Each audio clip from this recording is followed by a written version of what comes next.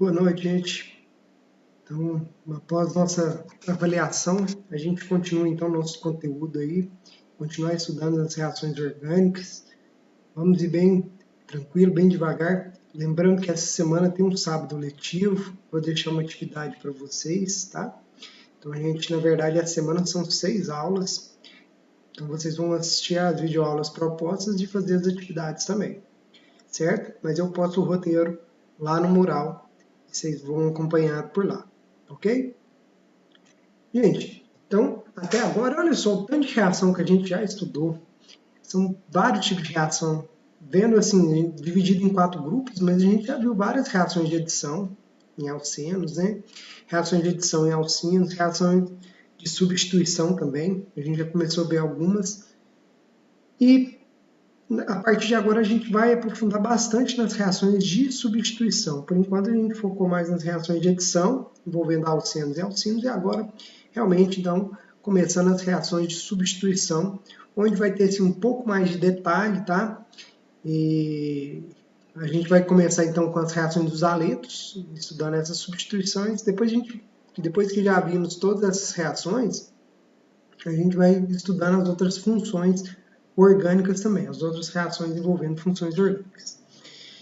Gente, até agora nós vimos que a reação orgânica ela acontece porque tem alguma parte da molécula que tem uma certa fragilidade de ligação química e nessa região pode ter um deslocamento de carga e esse deslocamento de carga facilita a ocorrência de reações, né? Então, a gente até no começo a gente treinou bastante fazer esse tipo de análise em moléculas, né? Para tentar descobrir qual que é a parte das moléculas que tem uma maior fragilidade, onde vai ser mais fácil de quebrar. Só lembrando, né? Os aletos de alquila vai ser aqueles halogênios ligados à cadeia carbônica. Isso aqui representa a ligação covalente que eles fazem. E aí, gente, nós vimos que os elementos os halogênios, eles são mais eletronegativos, eles vão atrair esses elétrons para próximo deles e vai ficar com uma região de carga negativa e, consequentemente, o carbono vizinho dessa ligação fica com uma carga parcial positiva. Lembrando que esse aqui é o símbolo, esse aqui é o delta minúsculo, né, e representa isso. Então, esses elétrons eles vão ficar a maior parte do tempo próximo do elemento mais eletronegativo, certo? Então, tem essa região negativa da molécula. E aí a gente pode pensar o seguinte, né? Quanto mais eletronegativo for, maior vai ser essa carga. Tá vendo que eu desenhei até um delta um pouco maior aqui para o flúor do que para o cloro? Justamente por isso, o flúor é o mais eletronegativo, esse deslocamento de carga vai ser maior no flúor, certo? Então, é nessa reação aqui, é nessa ligação aqui que vai acontecer esse tipo de reação. É uma ligação fácil de ser quebrada. E lógico, né? Se a gente conseguir quebrar essa molécula aqui, uma cisão heterolítica, vamos conseguir formar o ânion correspondente. E aí a gente vai focar mais nesses 3 halogênios. Eu já falei para vocês que a química do flúor é muito diferente pelo fato de ele ser pequeno, muito eletronegativo. São reações complicadas de manipular. Então a gente vai trabalhar aquelas reações mais viáveis, né? Que vai ser, então, envolvendo esses 3 halogênios, certo? Os 3 halogênios, então após quebrar essas ligações, tem a capacidade de liberar o íon aqui, ó, iodeto. E aí, gente, nesse tipo de reação, tem 2 formas de ocorrer essa cisão heterolítica, tá? A primeira é aquela que vocês já estão acostumados, né? Que tem a liberação, tem um grupo que abandona a molécula, nesse caso aqui vai ter um grupo abandonador, o aleto sai, tem a quebra aqui, a cisão heterolítica, certo? A gente tem aí. E quando quebra essa ligação, então, vai o ânion do halogênio e sobra o carbocátion. E aí, se a gente for ver como que seria, né? A curva aqui da reação, isso aqui sendo a coordenada de energia, e aqui a coordenada do tempo da reação.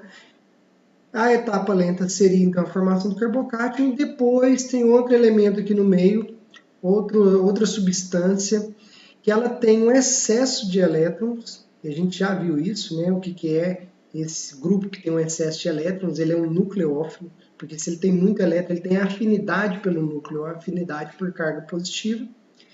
E aí, então, tem a formação dessa ligação, certo? Então, o que a gente fez aqui, comparando reagente e produto? A gente substituiu um grupo X, que é um halogênio, por um outro grupo, nesse caso foi o nucleófilo. Em reações de alcinos, a gente estudou e o nucleófilo era aquele carbânio, se vocês estão lembrados. Se não tiver lembrado, dá uma passadinha na nossa última aula que vocês vão relembrar. Até foi feito isso de propósito mesmo, para já dar o link com essa próxima parte da matéria. Só, gente, que essa reação ela não acontece somente pelo caminho do carbocátil, né? A via do carbocátil. Tem uma outra possibilidade, que é um mecanismo, que aí já é uma coisa nova para vocês, que ele é por aproximação, tá? Ele vai aproximando, começa a formar uma nova ligação entre o carbono e o nucleófilo. Enquanto está formando essa nova ligação, aquela ligação do carbono com o halogênio, ela começa a se romper, certo? Aqui eu não coloquei a imagem da reação, mas é como se fosse essa aqui de baixo. Depois eu vou voltar aqui. Como se fosse essa aqui de baixo. Ó, o nucleófilo ele aproxima daquele carbono que está positivo, rompe a ligação, então não tem a formação de carbocátil, tá? É um mecanismo por aproximação, certo? Deixa eu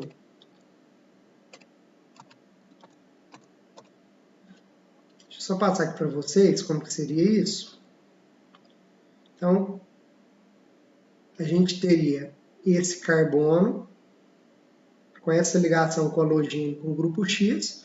O nucleófilo ele vai aproximar, porque esse carbono ele tem uma carga parcial positiva, pelo fato do halogênio estar atraindo os elétrons para mais próximo dele. O nucleófilo, por sua vez, com uma carga negativa, né? Ele tem essa região negativa. Vai ter uma aproximação aqui, enquanto aproxima essa ligação aqui vai ser rompida. Então, se a gente fosse trabalhar aqui, ficou ruim aqui, eu vou tentar desenhar de novo. Se a gente fosse tentar trabalhar a curva de energia, coordenada de reação também, diagrama de energia para essa reação, nesse caso aqui, essa passa por um intermediário, né? O estágio de transição ele é pouco parecido aqui com o carbocátil. Nesse tipo de reação, a gente já pode ter dessa forma aqui, ó. E o intermediário, ele seria o quê? Lembra que eu falei para vocês? Começa, então, a formar uma nova ligação. Isso aqui é só um modelo que eu estou propondo, tá? Não necessariamente é dessa forma, mas ele começa a formar uma nova ligação com o carbono. A gente sabe que o carbono ele faz 4 ligações, né? E ao mesmo tempo que começa a formar essa nova ligação, começa a romper a ligação aqui com o grupo X. Então, a gente vai aprofundar nesses estudos, a gente vai ver isso. Então, olha só, nesse esquema aqui, o estágio de transição não é um carbocátil, é um mecanismo de aproximação, começa a formar uma ligação e começa a romper outra, certo? E aí, gente, essa proposta que eu falei para vocês, ela não foi descobrida ao acaso, ela não foi descoberta ao acaso, tá? Teve alguns experimentos para provar isso, e é isso que a gente vai discutir a partir de agora. Então, tem um grupo aqui que a gente já sabe, um carbono primário. Isso aqui é ruim para formar carbocátil, mas essa reação aqui é uma reação bem rápida e tem a formação de um álcool, olha só, partindo de um aleto bem simples, com hidroxila, tem a reação de substituição. Sai o BR e entra a hidroxila, liberando BR- para o meio. E aí, analisando a taxa de reação, é observado que se você dobrar a concentração do aleto, dobra a velocidade. Se você dobrar a concentração da base, que é o nucleófilo nesse caso, né, também dobra a velocidade da reação. Isso indica que a reação é de segunda ordem. Significa que ela depende dos dois reagentes. Quais são os reagentes?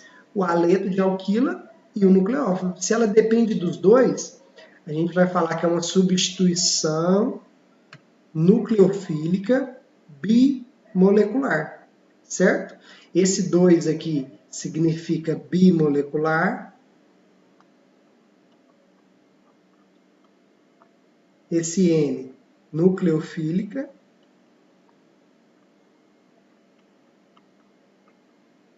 e esse S de substituição.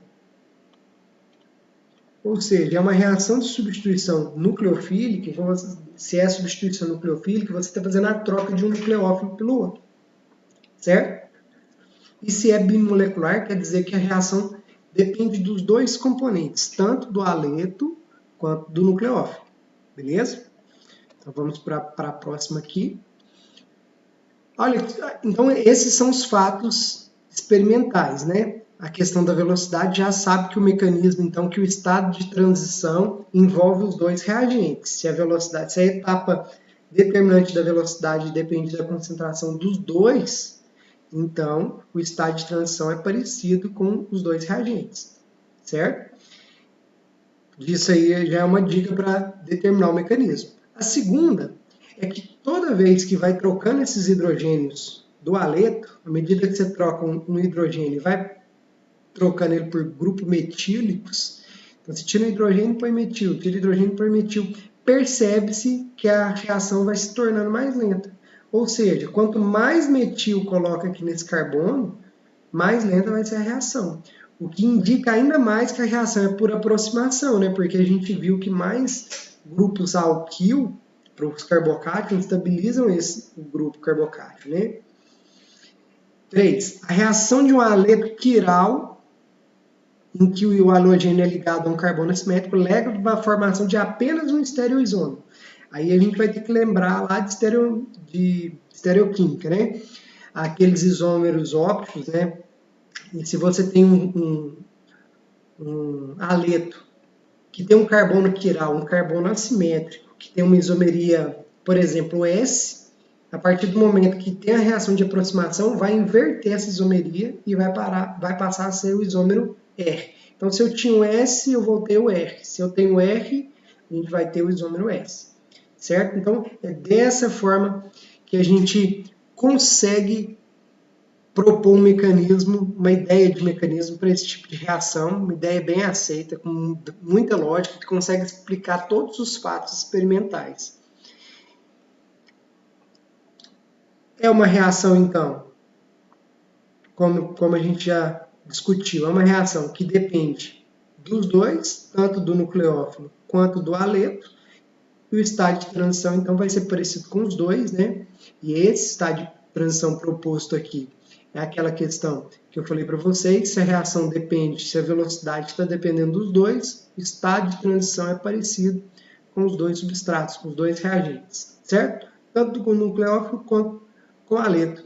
E aí, observa o seguinte, nesse desenho aqui, ó, cunha cheia, cunha tracejada e essa linha aqui que é a ligação que está no plano, né? Então é como se esse tracinho estivesse saindo do slide e essa outra ligação no fundo do slide, para desenhar, representar o desenho tridimensional. E aí, com esse mecanismo aqui de aproximação, ó, que ele chega por trás aqui do carbono, ó, vai lá na traseira dele e inverte o grupo, né? A partir do momento que tem uma formação desse novo, ó, as ligações aqui agora inverteram, certo? Depois eu vou mostrar alguns desenhos que vai dar para entender isso melhor. Então, a partir do momento que está formando uma nova ligação, a outra está rompendo, está aqui. Esse estado de transição é só uma proposta, tá, gente? Isso aqui não é obrigado a colocar. Aliás, não é obrigado não, né? Nem é para colocar, porque não tem certeza de como que ele é. Isso aqui é só uma ideia. E a reatividade, que é o segundo passo, a gente pode definir o seguinte. Esses grupos aqui ligados ao carbono, se a gente tem um aleto de metila, olha só, eu vou dar dois exemplos. Um carbono terciário, que é o mais lento, né? Esse aqui foi a reação muito lenta do aleto terciário, que é o seguinte. Imagina lá, o nucleófilo, que é a hidroxila, ela vai aproximar e ela tem que atingir esse carbono aqui por trás, tem que aproximar desse carbono por trás.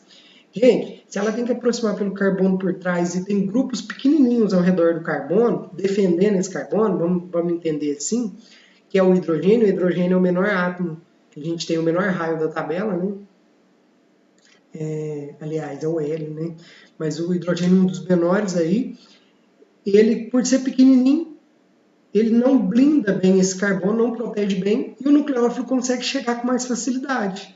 Por isso que ele é o mais reativo. Olha só a proposta de mecanismo conseguindo explicar tudo isso, né?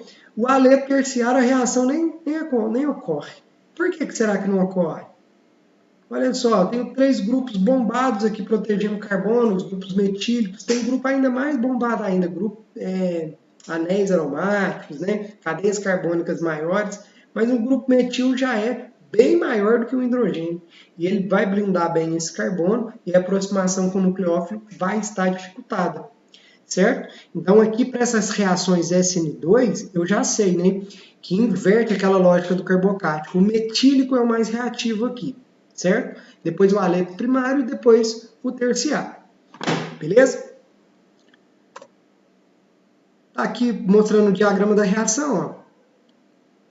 Então a gente tem o diagrama de energia para a reação, a gente tem a aproximação, a formação do estado de transição, que é a energia necessária, a etapa lenta vai ser essa aproximação. Na hora que essa aproximação for efetiva, que tiverem as colisões efetivas, com energia suficiente, a reação termina, né? Ela vai para o progresso final. E aqui a gente tem, então, a formação de um grupo aqui, de uma função orgânica, que é o metanol, certo? E olha só, se trocar esses hidrogênios por cadeias carbônicas, aqui trocou 2 hidrogênios por 2 grupos R. Vocês observam que a energia passa a ser muito maior. Por quê? Porque essa aproximação está dificultada por esses grupos volumosos ligados ao carbono, certo? E a questão da isomeria aqui, para a gente encerrar essa primeira aula, a questão da isomeria é o seguinte, acho que sumiu um desenho que eu coloquei aqui sobre a reação, tá? Mas se for preciso aqui eu desenho novamente. Mas a questão da isomeria, gente, só para a gente lembrar, essa questão de ter as ligações e inverterem essas ligações, eu vou começar a falar para vocês que é o tal do efeito guarda-chuva. Olha só a imagem aqui, a gente tem aqui um guarda-chuva com a força do vento, ele empurra. Vamos imaginar, agora eu vou fazer o meu desenho que eu falei que ele sumiu, tá? Mas eu vou desenhar aqui uma molécula aqui, como se fosse aquele grupo lá, vou desenhar o carbono metílico.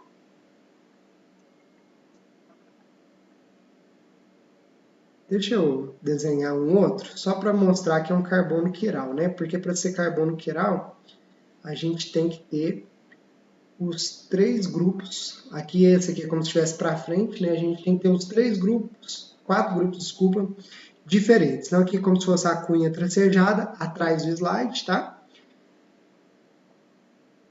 E aqui eu vou desenhar, então, o BR. Imagina que eu tenho aqui um nucleófilo. A partir do momento que ele vai ligar aqui com o carbono, essas ligações vão inverter de lado, né? Aqui o desenho até nem ficou tão legal, certo? Era a gente ter colocado o BR virado ali para frente, para vocês observarem isso melhor. Tipo aqui, ó. Tô falando para a gente colocar assim. Aqui o BR, tá?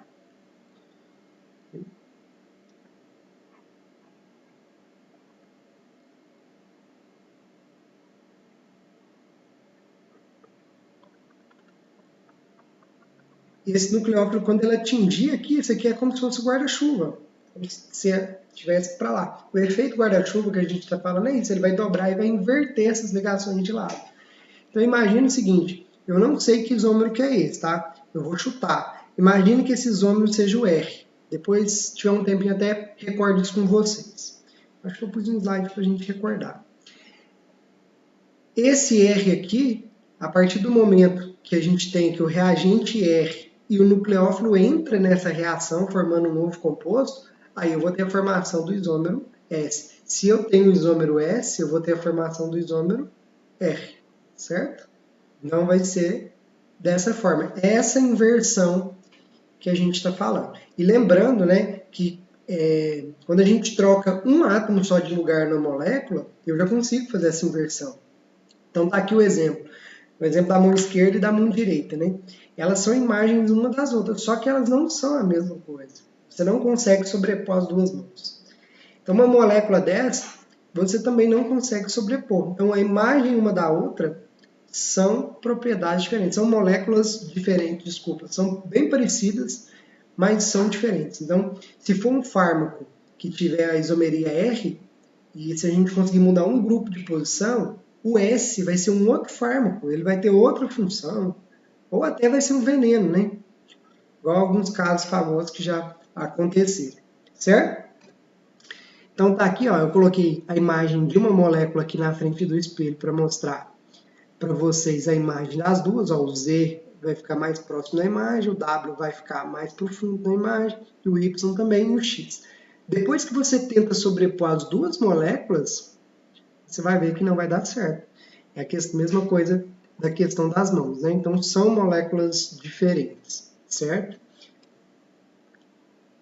Beleza, gente? Então, com essa questão aqui da isomeria, eu encerro essa primeira aula. Na próxima aula, então, a gente vai estudar a questão dos fatores que afetam esse tipo de reação SN2. Tá joia? Gente, muito obrigado e até a próxima.